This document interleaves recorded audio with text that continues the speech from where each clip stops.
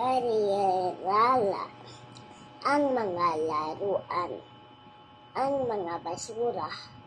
ang mga malita, ang mga mag-aaral, ang mga tao, ang mga tali, ang mga guro, ang mga bata, ang mga aso, ang mga mesa, ang mga upuan, ang mga lapis, ang mga papel, ang mga isda, ang bata, mga laruan, ang diwata, mga magulang, ang malita sa dagat, ang tali, ang mga mag-aaral sa tabi